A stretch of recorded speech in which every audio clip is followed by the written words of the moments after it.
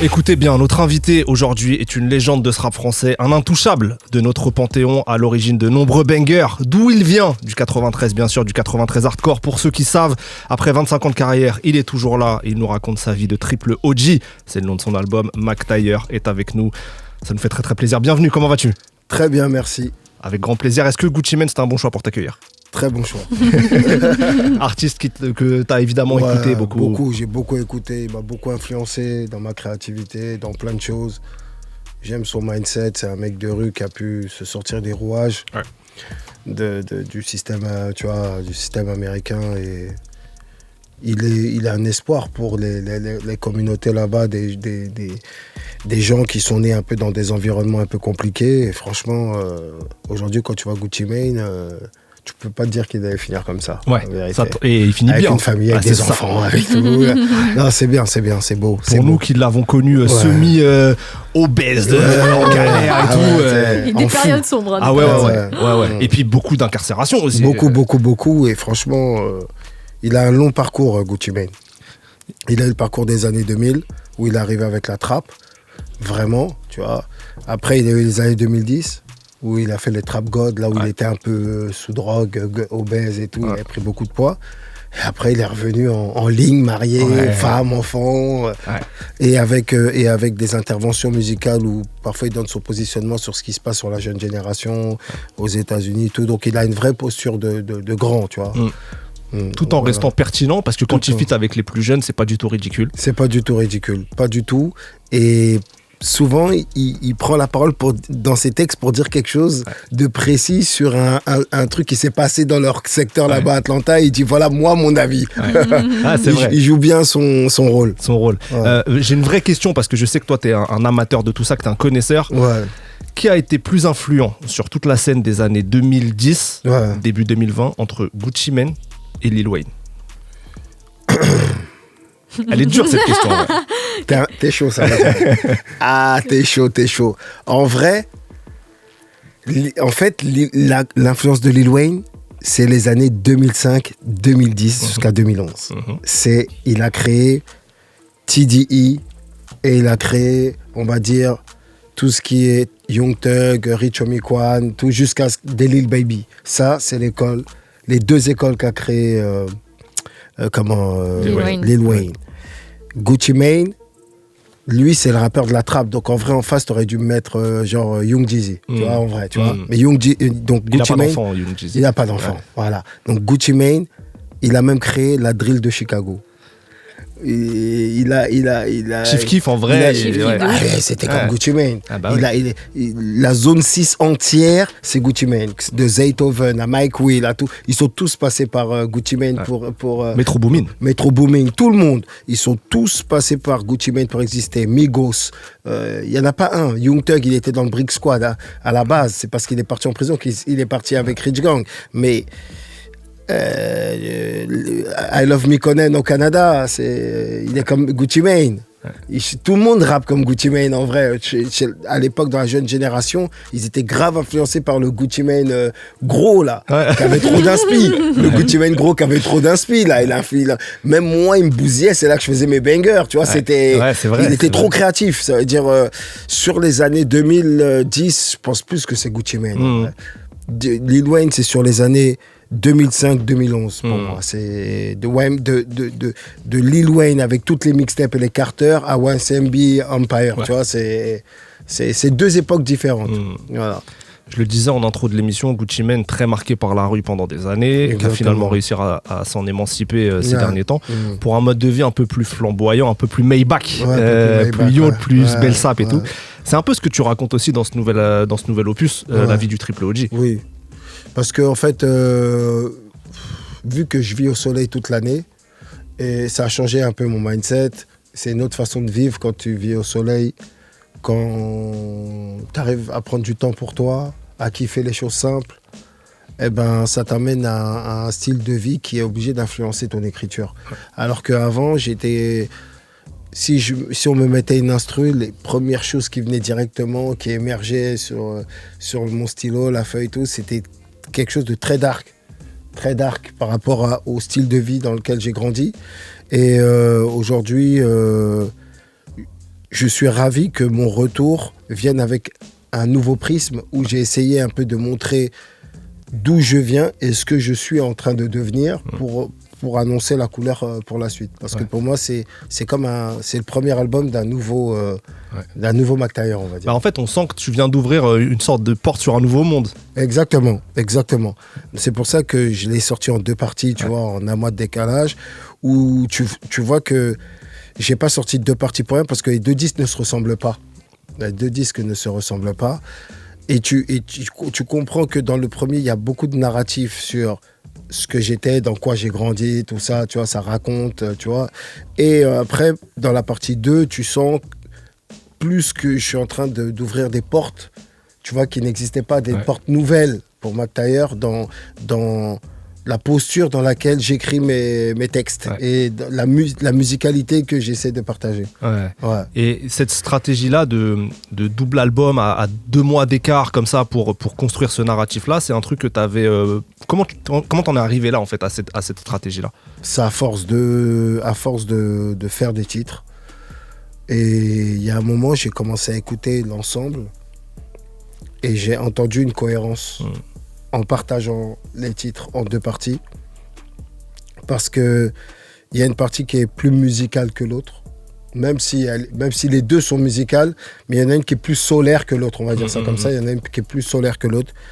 On va dire la première, bizarrement, la deuxième, on va dire, elle est plus musicale. Pourtant, il y a moins de morceaux chantés que dans la première. C'est vrai. Tu vois, mais elle est plus musicale. Je rappe, je fais que rapper, il n'y a que des petits refrains chantés, alors que dans le premier, il y a des morceaux chantés comme Bumpy, comme Dub Boys ou Kilomètre et tout, mais c'est le prisme de la rue. Plus sombre. Ouais, c'est le prisme de la rue, même si c'est chanté. Et pourtant, on va dire que c'est mélodieux. Il y a des morceaux mélodieux dans le 1, mais là, c'est musical. Genre, c'est chaud. Voilà. Il y a des instrus chaudes comme si c'était du Alexander Paak. Genre, tu vois, genre, c'est comme si c'était des bandes qui jouaient derrière, plus dans la partie 2. Donc, il y a une couleur un peu plus chaude, plus solaire. Et c'est ce qui fait la différence entre les deux disques. Est-ce que tu as fait des ajustements sur le disque 2 une fois que le 1 était sorti, en fonction des retours des gens, etc. Non, c'était déjà prêt, t'as rien touché. C'est quoi ta définition d'un triple OG? Ta définition à toi? À la base, pour moi, un OG déjà, pour moi, c'est un hustle. C'est un mec qui fait du hustle. Tu vois, c'est un mec qui a l'habitude de se débrouiller, voilà. Et c'est une chose que je défends depuis le début. Tu vois, que je suis indépendant, je suis dans le hustle, je m'aventure à faire plein de choses différentes. Et aujourd'hui, vu que ça fait tellement longtemps que j'ai ce mindset, sur plusieurs générations, mais je suis 3 fois OG, genre c'est trop carrément, tu vois. Parfois même moi je me dis, tu vois, quand je suis avec les artistes en studio, tu vois, les Guide Besbar, tu vois, n'importe qui, La Crime, tous les petits, tu vois, Tchakola, tu vois, La Crime il est plus grand, mais c'est un petit frère pour moi, tu vois, mais il est plus grand. Mais en fait, j'ai l'impression d'être dans j'ai l'impression vraiment de m'amuser en studio. Genre, tout le monde m'a un peu plus ou moins écouté dans toutes les jeunes générations qui rappent. Donc, quand on est en studio, c'est un partage de fou ce qui se passe. À chaque fois que je fais des morceaux en feat et tout, c'est toujours des bêtes de titres parce qu'on s'amuse bien. Et ça a commencé avec la période où j'ai sorti mes EP Les Noirs. Et franchement, j'aime bien ce cycle dans lequel je rentre parce que je sens la transmission. Je sens que je me sens à ma place. Quand j'étais plus jeune et que je sortais par exemple l'album du Général ou quoi, je me sentais plus isolé dans ma créativité par rapport au rap qui était beaucoup plus fermé.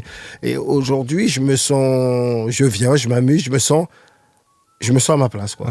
Artistiquement, c'est un amusement en tout cas pour moi de faire du rap. Et est-ce que des fois, comme tu as cette stature, tu vois, de légende rap français, que tu sais que les plus jeunes ils t'ont tous écouté, est-ce que à l'inverse, parfois ça peut te mettre une petite pression en mode putain, faut que je sois bon, tu vois. Je dis pas que tu l'es pas, tu vois ce que je veux dire, mais t'inquiète, j'ai compris.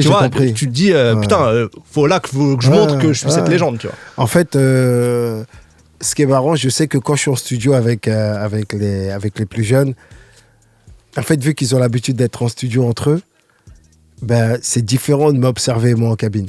Genre, c'est comme s'ils voient un autre kung-fu. C'est comme si, tu vois, ils sont de l'école Nanto et moi, je suis de l'école au couteau. Et ils disent quoi? Ah ouais, d'accord. On peut faire comme ça. Il y a aussi comme ça. Tu vois, c'est... Ou même moi, en fait, en fait, chacun y gagne. Moi, je vais les voir, je vais voir leur manière de créer. Je vais dire, ah ouais, vous créez comme ça maintenant et tout. Tu vois, c'est... Même moi, je vais observer des choses d'eux que je m'y attendais pas. Et eux aussi, parce qu'ils se disent, ah ouais, il a un autre procédé de création. Il est... Voilà, et puis moi, je suis un bousillé du son, attention. Ça veut dire que, genre, quand on est en studio, je m'implique beaucoup dans la création du titre, tu vois, en général, tu vois. Et ça porte beaucoup, parce qu'ils voient que je suis grave connecté. Genre, je suis grave connecté. J'aime la musique, tu vois ce que je veux dire. Donc, ça se ressent. On sent pas comme si c'est un ancien. Il n'y a pas d'adaptation. C'est pour ça que, si tu écoutes mon album, il est frais, mais il n'est pas tendance. Frais, mais pas tendance. Réel. Voilà. Ouais. Il n'est pas tendance. C'est quelqu'un qui connaît le son, c'est tout. C'est un mec qui kiffe le son, qui connaît, qui fait ce qu'il a envie de faire. Mais tu sens pas... C'est pas tendancieux, en tout cas. C'est pas tendancieux. Du coup, ça fait que c'est pas daté spécifiquement. Exactement. Ouais. Exactement. Elena, tu avais une question? Ouais, quand on reçoit des jeunes artistes avec Ismaël, on aime bien parler de transmission, tu vois, parce qu'ils ont toujours une anecdote sur un artiste plus âgé qu'ils ont croisé en studio, qui leur a donné des conseils précieux. Mais toi, vu que tu vas aussi en studio avec des plus jeunes, qu'est-ce que toi, tu apprends d'eux? Genre, c'est quoi ton plus grand apprentissage de cette jeune génération? Ils m'ont confirmé que la spontanéité, c'est quelque chose que j'ai commencé à faire depuis, on va dire les Noirs. Mais j'ai constaté que la spontanéité, c'est la seule chose qui peut donner de la longévité au rap français. C'est-à-dire le rap spontané. Pas le rap surtravaillé chez soi, là, sur une instru. Ça rend le rap trop scolaire. Et en fait, parfois, lorsque tu es en studio et qu'il y a une instru et que tu démarres direct dessus, c'est possible que tu vas l'aborder d'une manière que si tu étais chez toi, jamais de la vie tu l'aurais abordé comme ça. Et les jeunes, ils sont très spontanés. Tu vois, le rap, ça va vite, ils font beaucoup de feats et tout, donc ce qui fait que ça laisse de la place à la soul. Comme à l'époque de la soul où ils rentraient en cabine, et voilà, c'est spontané. Et en fait, c'est dans cette spontanéité qu'il y a ce génie qu'on peut pas expliquer ou qu'on peut dire, je sais pas pourquoi le titre est fort, mais il est fort, point final. Mais c'est cette spontanéité-là. Alors qu'avant, le rap, les gens, ils voulaient trop... faire les choses un peu trop carrées, et après ça peut être du rap bien fait, mais c'est pas un truc de fou en fait, même si c'est bien fait. Tu vois, moi j'aime la spontanéité, et quand tu vis, et en fait le rap, tu vis rap, donc à la base t'as toujours plein de trucs dans ta tête, tu vis rap H24, et le moment où tu te retrouves peut-être devant une instru ou dans une séance studio, normalement, vu que tu penses rap tous les jours, c'est tout ce que tu as pensé qui va sortir. Et ce qui va manquer, c'est ton inspi du moment. C'est quoi ton inspi du moment? Et c'est sur ça qu'il faut nourrir. Bien sûr. C'est ça qu'il faut nourrir, parce que c'est ça qui va créer le morceau spécial. Est-ce qu'en 25 ans, même plus de carrière, ta manière de poser en studio, elle a évolué? Bien sûr. Bien sûr. Moi, déjà, je rappe assis, je rappe pas debout. Oh, ok. D'accord. Je rappe comme là, comme ça. Ouais. Je rappe comme ça, je rappe pas debout, tout, non. Avant, je rappais debout, je pouvais avoir... j'ai eu plusieurs étapes. Ça veut dire, je rappais debout quand j'étais beaucoup plus jeune. Après, j'ai toujours rappé debout, mais avec une nouvelle voix durant les bangers où j'ai commencé à avoir une voix plus haute. Avant, j'avais une voix basse. Après, j'ai une voix qui était beaucoup plus haute. Et je suis revenu à une voix basse. Là, je suis revenu à une voix basse parce que je me dis quoi? Je me dis... j'ai trop vécu pour m'exciter. C'est une bonne réponse. J'ai trop vécu pour m'exciter, donc tu vois, quand j'étais petit et que je regardais Snoop pour la première fois et que je le voyais avec sa voix laid back, tout, avant on disait mais comment il fait Snoop? Parce que de l'autre côté il y avait les Onyx, les Busta Rhymes, les grandes voix, les voix spectaculaires, et on voyait Snoop laid back en train de maîtriser son flow, et tu le vois que jusqu'à aujourd'hui son flow il est indémodable. Il va arriver, va poser sur scène, les gens vont dire regarde comment il est fluide, comment il est, tu vois. Et en fait, moi, je suis dans ce truc-là, tu vois. Dans mon album, tu verras, je m'énerve pas dans mon album. Et c'est tout, que l'instru, elle soit dynamique, qu'elle soit truc, tu verras que c'est maîtrisé. C'est moi qui pose mon ton et qui maîtrise. Et ça fait que quand tu poses déjà sur un ton, tu vois, posé, eh ben, si t'es fort, ça va se voir direct. Et si t'es faible, ça va se voir direct. Parce que pousser la voix, parfois, c'est pour camoufler des flows, c'est pour camoufler des imperfections, tout ça. Et alors que quand t'es calme, on entend que tu maîtrises ce que tu fais. T'as même pas besoin de t'énerver parce que t'entends tout. Ouais. T'entends tout, tu dis ah ouais, il est chaud. Il a même pas besoin de... Tu sais où il en est, le mec. Et est-ce que t'écris encore ? Parce que tu sais, souvent, les plus jeunes arrivent sur ce truc de spontanéité en disant, ils posent phrase par phrase ce qui vient. Non, moi j'écris quand même encore. Je rentre pas en phrase par phrase parce que j'ai besoin de plus d'une phrase pour faire un flow. Tu vois, je peux pas faire phrase par phrase. Ouais. Et au moins, il faut que je fasse des blocs de 4, de 8 pour pouvoir aller derrière le micro. Il faut que j'écrive au moins, tu vois, histoire de, voilà, au moins un bloc de 4. Ouais. Que je sens que j'ai lancé un coup de foot 4. Tu le dis dans le son Triple OG, t'as traversé la crise du disque, c'est vrai. Ouais, c'est vrai. Quels sont, toi, maintenant, en 2024, on est dans une industrie totalement différente par rapport à tout ce que t'as pu connaître jusqu'à présent. Quelles sont tes attentes quand tu sors un album ? Moi, mes attentes, là, par exemple, je sors un album. Mon attente, c'est rien. Là, tu vois, j'ai profité de l'album pour refaire tu vois, des médias. Ça veut dire que là, par exemple, toi, tu es une nouvelle génération de journalistes. J'ai jamais eu l'occasion de te rencontrer auparavant, ni toi. Et ça me permet de transmettre, tu vois, de parler, de partager ma musique. Tu vois, là, on est en train de parler de musique. Ça veut dire j'ai fait un album. Tu me dis, ah ouais, tu me donnes ton avis, tout ça. Et je suis en train de faire un genre de nouveau développement, tu vois. Je suis comme De Niro dans Killer of the Flower Moon où genre c'est plus De Niro, c'est un nouveau De Niro, c'est le De Niro senior max, et qu'en fait c'est un nouvel humain, c'est un nouvel humain qui a enfilé une nouvelle peau et qui nous a montré qu'il est un très bon vieux acteur, tu vois. Et tu sais quoi, t'es même De Niro dans genre Mon beau-père et moi, ce genre de film. C'est-à-dire plus solaire, tu vois ce que je veux dire ? Oui, ça aussi. Mais t'as compris, t'as compris ce que je veux dire. Et donc c'est comme si je suis en train de commencer une nouvelle étape de ma carrière. Et quelque part, c'est bizarre parce que j'ai déjà expliqué dans des interviews que à l'époque où tout le monde pensait que peut-être que je faisais une carrière, je la faisais pas. J'étais dans une autre vie, en fait, tu vois. Et alors qu'aujourd'hui, j'ai conscientisé que je représente quelque chose de fort culturellement. Et tout le monde sait d'où vient à peu près d'où vient à peu près le rap.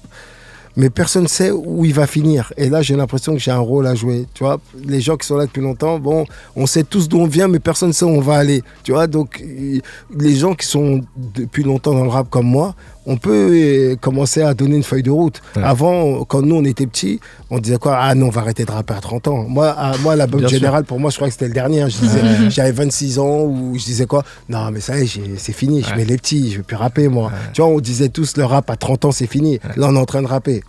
Et c'est quand on a commencé à avoir des Rick Ross, des 2 Chainz, tu vois, tous ceux qui ont commencé à sortir leur premier album à 35 ans, qu'on s'est dit quoi ? Je crois en vrai on peut encore rapper, hein. Mais tu vois, on va dire les petits, ça va faire la même chose. Ils se regardent, ils rappent, ils disent quoi ? Mais t'as vu l'autre là, il rappe depuis. Est-ce que nous on rappera à la même période ? Mais c'est ça qui va leur donner envie de se dire que le rap finalement c'est une culture. On pourra peut-être chanter toute notre vie, ou tu vois, je sais pas, tu vois. Mais en tout cas, en étant créatif, on ouvre des portes. On ouvre des portes. Là, quand j'entends, je sais pas, la partie 2 de mon album, je me dis que développer ce côté-là, ça peut me faire rapper normal. Hein, genre, tu vois. Oui, il n'y a pas d'âge. Il n'y a pas d'âge après. Voilà, tu vois, ça y est. Tu ouvres des portes qui n'existaient pas avant, un peu dans le rap francophone. Donc, moi, je trouve ça bien, c'est cool. En parlant d'ouverture de portes, il y a effectivement la collab avec Tiakola, qui est le nouveau single, on peut le dire, de cette partie 2. Comment s'est faite la connexion ? Déjà 9-3, mais... Aubervilliers, La Courneuve, ils ont toujours fait référence à moi. Je suis un peu 4 queues, je suis un peu leur référence. Tu vois, c'est les petits de la Courneuve. Tu vois, les mecs de la Courneuve, on est très liés. Ça veut dire que même quand j'ai fait les Noirs, il y avait un morceau à 4 queues. Ouais. Donc, tu vois, c'est normal qu'on travaille ensemble. Donc, en fait, cette collab, elle s'est faite naturellement. Hein. Genre, on était un peu bousillés par un peu les mêmes choses. On écoutait un peu les mêmes sons et tout. Quand on a choisi la prod, on était d'accord. Ensemble de la prod, on a dit, ah ouais, c'est lourd si on fait un truc dessus. Et ça s'est fait en une soirée, hein, rapidement, comme ça, tout. Et après, j'ai travaillé énormément à la réal. Ok. J'ai travaillé énormément à la réal du titre. Ça donne le morceau Cargo. Ouais, exactement. Je propose qu'on l'écoute, parce que là, faut écouter de la musique. Ok, ouais. Pas de souci. Mac Taylor featuring Chacola, c'est tout de suite. Mais la vie du Triple OG, c'est une histoire de lifestyle, de nouveaux modes de vie. Et dans le morceau Life featuring Guy Besbar, justement, à la fin, on entend ces mots. On veut avoir une vie telle que nous on la conçoit, pas telle que le système la conçoit pour nous. Parce que le système il a tendance à croire que vu qu'on est né dans les cités, on est fait pour des jobs précis, pour un destin précis et pour un niveau de vie précis. Et nous, c'est pas ça. Le niveau de vie que je veux, je l'aurai. Retenez bien, le niveau de vie que je veux, je l'aurai. T'inspires à quoi concrètement, Mac Taylor ? C'est quoi le niveau de vie que tu souhaites ? Ouais. Tu sais déjà que cette intervention-là, c'était une interview tandem. Déjà, c'est une interview tandem qui date de 20 ans. Ouais. D'accord. Et quand on a fait le titre et tout, c'est Guy, il a dit, viens, on met un truc qu'il a dit avant. tout. Donc après, j'ai dit, ok, vas-y. Il a dit une où tu étais assis. C'est lui qui avait... Qui se rappelait des trucs. Et tout. Je dis, ah ouais, de quoi tu parles ? Il me dit, ouais, t'étais assis, t'avais un gilet tandem et tout. Je dis, ah, je m'en rappelle, on va chercher sur Internet. Après, on a trouvé. Je dis, ah ouais, ça va avec le. Ça va, c'est un beau storytelling. Et en fait, pour répondre donc à ta question, moi, je suis un homme du monde. Tu vois, je suis beaucoup en Afrique. Je suis beaucoup un peu en Europe, un peu partout en Europe. Et pour moi, on va dire la réussite, c'est de se sentir libre, de ne pas se sentir prisonnier, ni d'un système, ni du regard des gens. Tu comprends ? C'est de pouvoir sentir que tu vis ta propre vie, tu vois, d'être ancré et de se dire, là, la vie que je mène, là, c'est la vie que je veux. Là, il y a 1 mois et demi, j'étais en Afrique. Je suis resté 1 mois dans mon village et je vivais très simplement des vraies choses de la vie. Je pouvais aller à la rivière, je voyais des gens se laver dans la rivière. Après, je mangeais ce qui sortait de la terre. J'étais comme ça pendant. Et après, de l'autre côté, je peux aimer être dans des beaux endroits avec des belles personnes, dans des trucs. Donc, pour moi, c'est cette liberté-là, tu vois, cette liberté, c'est cette liberté. Et la réussite, c'est ça pour moi. C'est de pouvoir vivre comme on l'entend. De pouvoir vivre comme on l'entend, c'est-à-dire les petits kiffs de la vie, tu vois. Pas matérialiste, hein, les petits kiffs de la vie. De pouvoir passer du temps déjà avec les gens qu'on aime. Déjà, c'est très dur aujourd'hui. Ouais. De pouvoir passer énormément de temps avec des gens qu'on aime. Passer du bon temps avec des gens qu'on aime. Et dans les grandes villes, ça devient de plus en plus compliqué. Tu vois, dans les grandes capitales comme Paris ou New York, où ça devient de plus en plus compliqué d'avoir accès à la vraie vie. Tu vois, et pour moi la réussite c'est d'avoir accès à la vraie vie, à la vraie vie quand une personne, quand par exemple tu perds quelqu'un de très cher et qu'il est, je sais pas, qu'il peut décéder ou quoi, ce qui va définir votre relation c'est les temps que vous avez passés ensemble. Donc tu vois, quand tout le monde court après ses objectifs personnels et qu'au final il y a que du vide finalement, tu vois, il y a des gens que tu peux porter dans ton cœur pour de vrai, mais dans le factuel, le temps que vous avez passé ensemble, il n'a pas été concret. Ça veut dire que c'est ce qui crée des regrets. Donc pour moi, la vie, c'est de réussir à passer du bon temps avec les gens qu'on aime. Tu vois, c'est de réussir à combattre cette course à nos objectifs personnels et de laisser un peu plus de place aussi à notre vie. Pour moi, maintenant, c'est devenu, depuis le Covid, c'est devenu prioritaire dans mon équation. Tu vois, ça veut dire je peux pas faire que avant le Covid, je faisais que travailler. Avant le Covid, ma vie, c'est comme si j'avais pas de vie. J'avais pas de vie. Et c'est là que j'ai dit, mais c'est bizarre, j'ai l'impression qu'il y a 10 ans qui est passé, mais, tu vois, mais qu'il ne s'est rien passé. Ouais. Parce que quand tu travailles trop, tu n'es pas ancré, en fait, tu travailles. Donc, tu n'es pas, je sais pas, travailler, ça ne veut pas dire que tu vas bien. Tu ne sais pas comment. Voilà. Donc, maintenant, pour moi, il y a une place pour le travail et tout ce que j'aimerais réussir à faire professionnellement dans toutes les choses dans lesquelles je décide de m'investir. Mais il faut que j'arrive à trouver une place à ma vie personnelle parce que c'est ce qui est le plus important, en vrai. C'est ce qui est le plus important. Donc, je pense avoir commencé à, depuis le Covid, depuis que j'habite plus en France, tout, à avoir ce temps pour moi. Tu vois, c'est magique. Hein, tu vois, ici, par exemple, on va être bloqué dans les bouchons toute la journée et il y a des endroits où il n'y a pas de bouchons. Tu vas à la mer, tu marches. C'est fini. Ouais. T'as même pas et c'est pas une question d'argent dépensé ou quoi. Tu vois, il faut... Parce qu'il y a trop de gens qui croient qu'ils vont remplir le sac pour pouvoir réussir à avoir cette paix-là, mais c'est pas vrai. Ouais. C'est faux. Tout est d'abord dans la tête et après, tout ce qui est dans le monde du visible, c'est toi qui vois comment tu veux gérer tout ça. Ouais. Mais sinon, voilà, pour moi, la réussite, c'est ça. J'ai envie d'écouter ça des heures, moi. Ça, c'est Socrate, ça, voilà. Alors, extrait de cette interview dans un prochain son. Ouais, c'est ça. On dirait, il était habillé en bleu, là.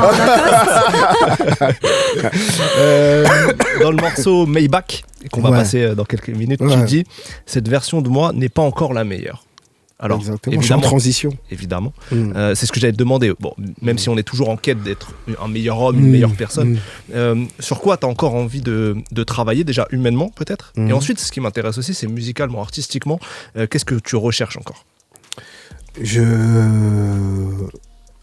cherche la totale maîtrise de ce nouveau... La totale maîtrise artistique et lyricale de ce nouveau Socrate que j'essaie de développer. C'est-à-dire de pousser ça. L'avenir de ma carrière, c'est de pousser lyricalement le prisme que je commence à transmettre.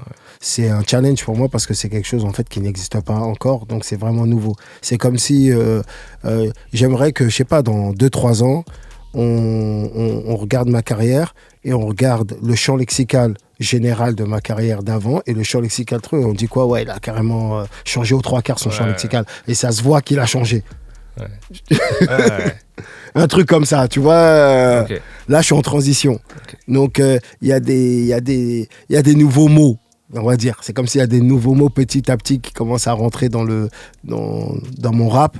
Mais il y a un moment où, normalement, on arrivera, j'ai vu ça un jour sur un documentaire sur Nas où ils étaient en train d'expliquer que sur son King Disease 3, son champ lexical, il est renouvelé. 100%. Ouais. Il est en train de parler d'autre chose maintenant. Ouais. Il a réussi à faire... Et il n'y a pas beaucoup d'artistes qui ont réussi à faire ça. C'est un modèle, Nas, pour ça, justement, renouvelé notamment par Hit Boy à la production. Mais sur ces 6 derniers projets-là, les King Disease et les Magic, c'est de la folie. Là. C'est impressionnant. Et 50 piges... c'est impressionnant ce qu'il a réussi à faire. Et j'espère que moi, justement, quand j'aurai mes 50 ans, tu vois, que j'arrive à cette maturité, tu vois, et que j'arrive à... C'est ça qui va faire que les gens vont se dire quoi, mais en fait le rap c'est de la grande culture, c'est de la... Parce qu'en fait ce que tu dis, tu vois, c'est maturité et fraîcheur. Tu vois, un mec comme Nas, il est frais. Ouais, il est frais. Dans tous les sens du terme. Ouais, il est frais. Et c'est ce que tu apportes aussi sur ce projet. Ouais. Et je trouve que pour le rap francophone, tu vois, français, ce nouveau prisme que j'essaie de... Même dans la Guaconga, j'ai commencé un peu à le montrer dans la partie 1. Et... c'est ça mon objectif, de réussir à level up le rap français, quoi, de pouvoir l'amener toujours plus loin dans ce qu'il n'a pas encore connu. Voilà. Le rap fait par les jeunes, ils vont raconter des choses que j'ai déjà pu vivre il y a 20 ans. Donc, c'est pas nouveau dans le prisme. On va dire, ça va être nouveau dans l'artistique. Tu vois, il y a plein de choses qui sont passées. Il y a eu l'ère Jul, il y a eu l'ère MHD, il y a eu l'ère PNL, il y a eu plein de choses qui sont passées, mais avec le prisme de la rue. Tu vois ce que je veux dire? Et là, c'est un autre prisme que j'aimerais essayer de défendre, quoi, de lancer, tu vois, la vie des gens qui sont... Lacrim et moi, on s'entend beaucoup sur ça, parce que lui aussi, il voyage beaucoup et tout, on se comprend bien. Ouais. Et je pense que le rap, vu que l'avenir du rap, pour moi, c'est le rap européen, tu vois, c'est le rap international, c'est les gens, ça y est, ils vont pas... C'est le rap international, donc pour moi, ça va, la vision que j'ai, ça va aller avec le rap international, qui va arriver vraiment en Europe fort, je pense. Je propose qu'on écoute le morceau Maybach dont on a parlé. Don't Blame Jeff à la prod, c'est ça? Ouais, Don't Blame Jeff qui a fait pas mal de prod. Avec lui, on a passé énormément de temps ensemble. On parle beaucoup de musique. On en parle plus qu'on en fait. Okay. Comme ça, quand on est en studio, on est efficace parce que c'est dans l'échange qu'on est créatif. Et franchement, on a fait de... Franchement, il a pu me faire du Maybach, que du Ackerman, que du Bumpy, que du Dope Boys, il a fait... polyvalent. Il est très polyvalent. Très polyvalent. Parce qu'on discute beaucoup. On est des connaisseurs de musique, on parle beaucoup. C'est même lui qui a pu faire le reggaeton aussi, que j'ai fait avec Lacrim et Sosomanes. Ça veut dire qu'on parle tellement ensemble que lorsqu'on décide d'aller en studio, ça va droit au but. Ça va droit au but, c'est pour ça qu'il y a de la proposition. On va l'écouter tout de suite. Okay. Mac Taylor, Maybach, c'est tout de suite sur Move Studio 41 avec Ismaël et Elena. On va découvrir un autre morceau là dans quelques minutes, mais quelques questions quand même. Est-ce qu'il y a une date de concert prévue bientôt, quelque chose? Oui, du live c'est parce que je ne l'ai pas encore annoncé officiellement, mais... Oui, j'ai un Olympia pour le mois d'octobre. Ça, c'est magnifique. C'est magnifique. Olympia au mois d'octobre. Ouais, Olympia au mois d'octobre. Donc, je vais l'annoncer là. Il faut que je lance la billetterie là très prochainement. Mais c'est calé depuis. Hein. Là, je vais l'annoncer. Ça tue. Tu l'as déjà fait l'Olympia ou pas? Non, jamais. C'est pour ça que je reviens avec d'abord un Olympia. C'est beau. Parce que moi, c'est comme ça reste, c'est culture. Ouais, c'est symbolique. Voilà. Est-ce que tu prends encore le temps d'aller à des concerts en tant que spectateur? Ouais, ça m'arrive. Qui t'a vu récemment? Le dernier concert que j'ai fait... Attends, je vais te dire. C'était la listening party de Kanye. Ah oui. Ah ok, en février, t'étais là-bas? Ouais, j'étais là-bas. Je crois que c'est le dernier événement que j'ai fait. Avant ça, c'était Burna Boy, je crois. J'avais fait le concert de Burna Boy et après j'avais fait le Kanye West. Ouais, okay. Exactement. C'est quoi Est-ce que tu as un meilleur souvenir sur scène, toi, en tant qu'artiste? Ou des moments marquants? Je pense, oui, le concert La Cigale. Ouais. La Cigale que j'ai faite en 2015 pour l'album Je suis une légende. Ouais. C'était la première fois que je faisais une grosse date, genre, on va dire, à Paris. C'était l'époque d'Untouchable. Donc ça veut dire que toute la salle était Untouchable. Des mecs de partout. Donc c'était comme une grande communauté. Ouais. Ah, toi aussi t'es là, hein, chacun ils sont t-shirts. Ah, toi aussi t'es là, ouais, toi aussi t'es... Et c'était un sacré concert. Pour de vrai, c'était un sacré concert. Ouais.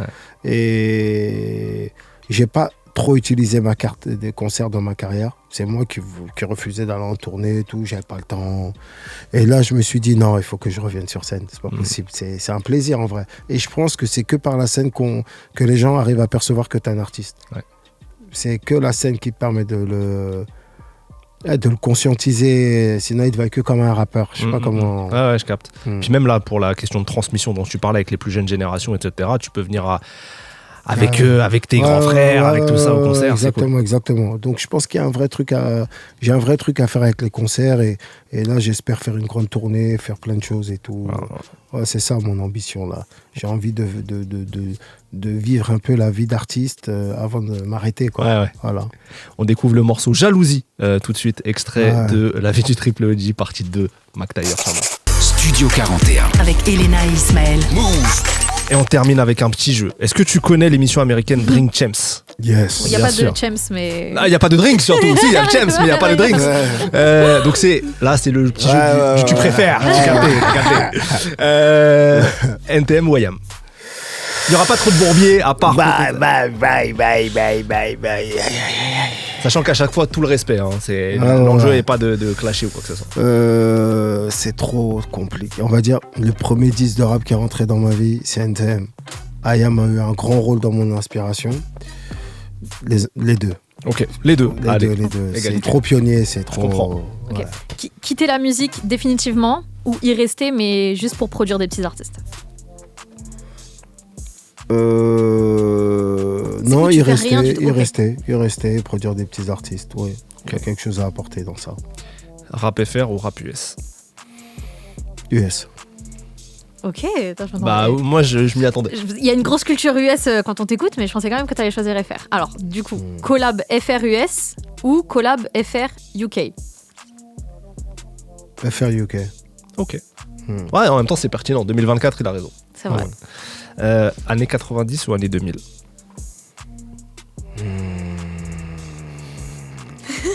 C'est chaud, ça.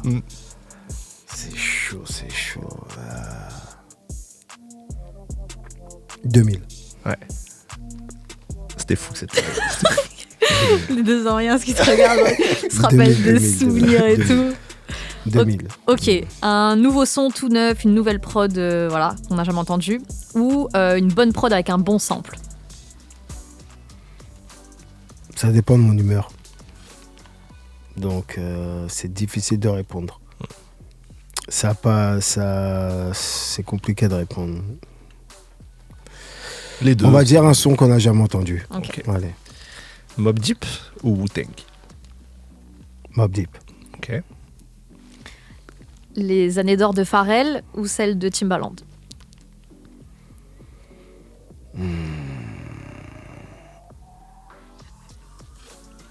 C'est compliqué. Pharrell. Faut que tu saches que pour ce jeu, il y a un enjeu pour nous. Genre, on ne dit pas les réponses au hasard, tu vois. On ne dit pas les réponses au hasard. C'est sérieux. On pense, il y a des... il y a trop d'implications. Il y a trop de... C'est pas comme ça, hein. Bon, la classique, Tupac ou Biggie? Biggie. Ok. Rap ou mode? Rap. Faire un disque de diamant ou avoir une marque de sap iconique? Marque de sap iconique. Dernière, succès d'estime ou succès commercial?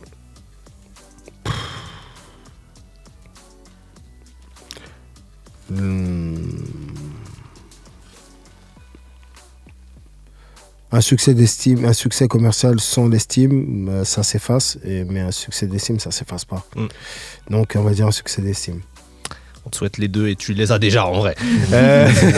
Mac, d'ailleurs, on arrive à la fin. On va écouter un dernier morceau, qui est le morceau Paix. Parce que comme ça, on termine toujours là-dessus. On termine toujours sur la paix. Merci beaucoup d'avoir été avec nous. Merci un plaisir. L'album La vie du Triple OG, partie 2 et la partie 1 aussi sont disponibles partout. Album, quoi. Évidemment, c'est disponible partout. Après, en tout cas, enchanté. Je vous avais jamais vu avant. Vous êtes très sympa. Et j'aime bien. Merci beaucoup. Ça nous fait plaisir. Ça nous fait plaisir. Ouais. Faut le dire à la direction. Merci beaucoup. Et après le morceau Paix, quand même, pour le plaisir, ça sera le classique Je suis une légende. On replongera en 2015. Studio 41 continue pendant plus d'une heure encore avec plein de nouveautés, des classiques. Restez avec nous sur Move, c'est Mac d'ailleurs.